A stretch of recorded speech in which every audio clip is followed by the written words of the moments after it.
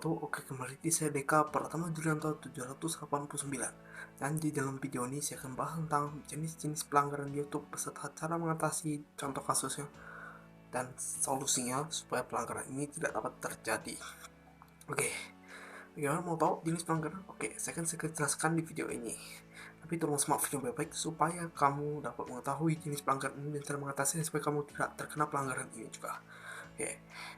Sebenarnya YouTube tuh banyak sebenarnya pelanggaran, tapi ada 3 pelanggaran besar sebenarnya. Sisanya pelanggaran dalam teman komunitas. Ketiga pelanggaran terbesar itu ialah re-upload, peniruan identitas, dan masalah copyright. Oke, mau tahu gimana jenis pelanggaran itu? Oke, saya akan segera bahas. Oke, pelanggaran pertama ialah re-upload. Re-upload atau upload ulang adalah suatu kejadian atau kondisi atau pelanggaran terjadi jika seseorang atau suatu channel mengupload ulang video milik orang lain atau channel lain tanpa izin dari pemilik video tersebut. Tuh. Jadi artinya ialah re-upload itu ialah atau upload ulang ialah mengupload ulang video milik orang lain tanpa izin terlebih dahulu dari pemilik video itu. Yang kedua ialah peniruan identitas atau impersonation. Oke, apa itu? Jadi peniruan identitas atau impersonation adalah pelanggaran terjadi ke seseorang atau suatu channel YouTube berusaha meniru identitas channel lain melalui foto profil, banner, thumbnail, nama, dan lain-lain sebagainya. Pokoknya ialah peniruan identitas channel supaya channel itu sama dan dapat membingungkan para subscriber, para penonton tentunya. Itu. Yang ketiga ialah copyright. Copyright itu ialah pelanggaran terjadi atau kondisi terjadi jika seseorang menggunakan karya berhak cipta milik orang lain, baik itu gambar, video, foto, dan lain-lain tanpa izin dari pemilik karya tersebut, dengan catatan karya tersebut berhak cipta dan tanpa izin. Jika sudah meminta izin dan diizinkan, maka hal itu bukan termasuk copyright. Dalam YouTube, copyright itu terbagi menjadi dua, yaitu copyright claim dan copyright strike. Apa itu? Jadi gini, copyright claim itu terjadi otomatis oleh sistem Content ID. Kalian sudah didaftar ke Content ID dan tentunya sudah berhak cipta, itu syaratnya juga cukup ketat sebenarnya pendaftaran Content ID ini. Jadi tidak semua karya itu video itu bisa masuk ke Content ID. Copyright claim terjadi jika suatu video memiliki suatu karya yang berhak cipta sudah masuk ke Content ID, atau lebih tepatnya memiliki mencakup materi berhak cipta.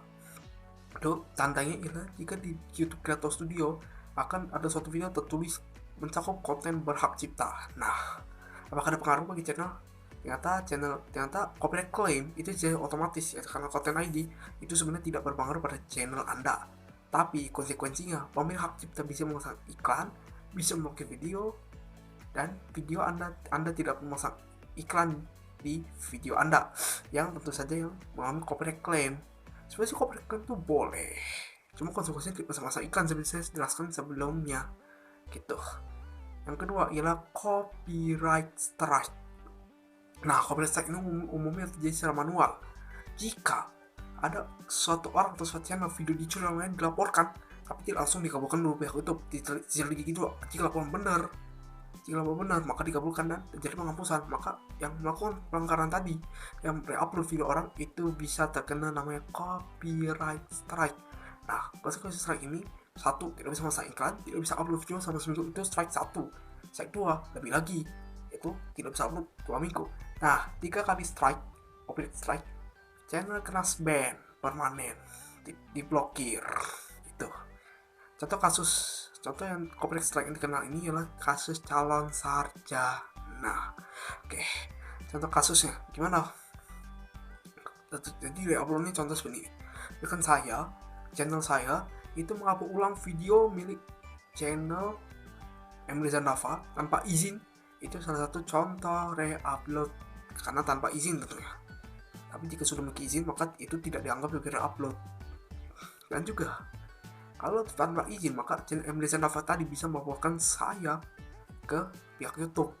Dan saya juga setelah laporan tadi benar dan dikabulkan oleh YouTube penghapusan video, maka saya kena strike 1. Ini salah satu contoh kasus re-upload.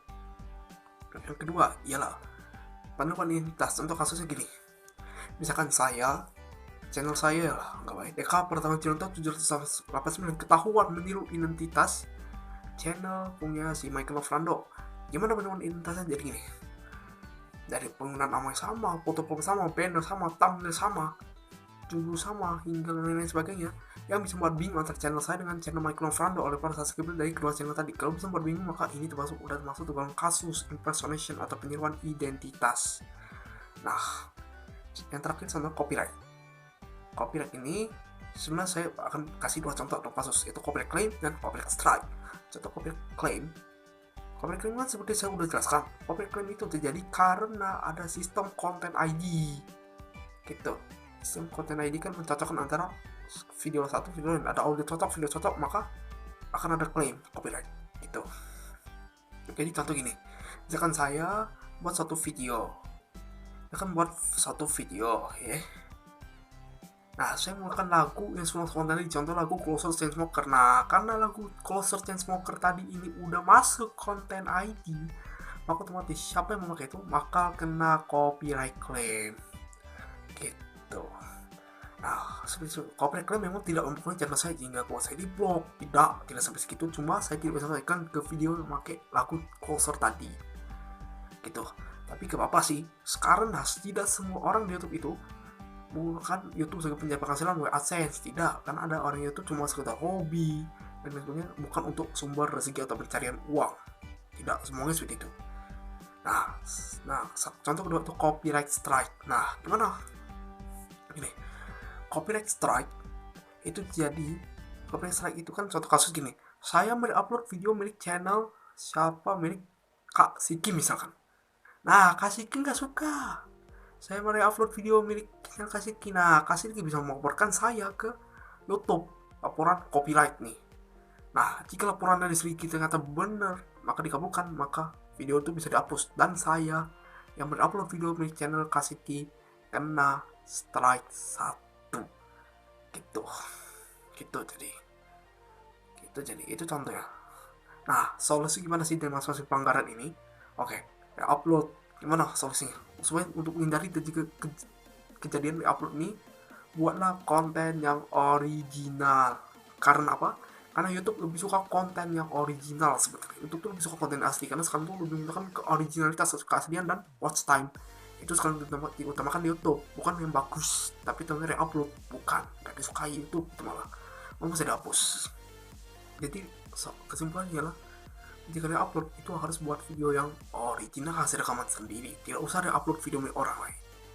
Yang kedua, penyebab identitas itu solusinya jadilah diri sendiri, channelnya jadi sendiri, tak usah niru channel orang, identitasnya terutama. Tak usah niru identitas channel orang, namanya tuh curi, pakai channel lo untuk mobil, banner, thumbnail dan sebagainya, curi itu jadi macam itu udah kasus kena impersonation atau penyebab identitas. Solusi dari copyright claim, solusi copyright claim itu satu, usahakan jangan menggunakan karya-karya yang berhak cipta yang sudah masuk konten ID, karena pasti udah bakal kena claim. Jika Anda menggunakannya dengan tegas pasti kena claim. Walaupun tidak berpengaruh apa-apa ke channel kamu masih aman aja, tapi kamu usahakan jangan dipakai. Tuh, solusi gimana? Jadi kalau mau pakai backsound tapi pas copyright claim, itu usahakan cari backsound copyright. Yang paling aman adalah gunakan backsound yang disediakan YouTube Audio Library, itu lebih aman. Efek suara juga dibutuhkan, dan boleh juga menggunakan musik copyright lainnya seperti NCS dan lain sebagainya, itu boleh. Tapi asalkan lo tahu aturan main dari NCS dan begini musik copyright lainnya, asalkan lo tahu, udah insya Allah aman. Nah, kalau copyright strike cara ketiga ialah jangan re-upload, karena biasanya copyright strike ini dilakukan secara manual. Bisa sering jadi karena ada masalah re-upload, dan juga jangan gunakan materi-materi berhak cipta. Jadi jika pemerintah suka dilaporkan dan dikabulkan, kena strike gitu, bisa kena strike. Oke, sekian itu saja bisa saya sampaikan tentang penjelasan 3 jenis pelanggaran di YouTube dari upload hingga copyright. Tapi sebenarnya masih banyak pelanggarannya, cuma 3 pelanggaran ini yang paling besar yang harus lo tahu, karena sisanya itu pelanggaran pedoman komunitas, dari kekerasan, spam, dan lain sebagainya. Itu pelanggaran pedoman komunitas. Oke, sekian itu saja bisa saya sampaikan tentang pelanggaran di YouTube. Mohon maaf bila dalam penyampaian yang saya sampaikan terdapat banyak kesalahan, karena kesempurnaan itu hanya Allah Subhanahu wa Ta'ala. Tunggu saya di episode selanjutnya. Dan jangan lupa untuk para penonton baru dan para subscriber, saya tolong tetap subscribe. Tolong subscribe channel ini, terutama untuk para penonton baru, dan jangan lupa tonton video saya jika kamu mau tahu tentang pelanggaran YouTube beserta solusinya supaya kamu tidak terkena pelanggaran di YouTube. Jangan lupa subscribe supaya kamu tidak ketinggalan update video saya selanjutnya. Dan para penonton baru, tontonlah video ini baik-baik, tolong simak. Saya minta maaf sekali saya kirim video ini. Wassalamualaikum warahmatullahi wabarakatuh.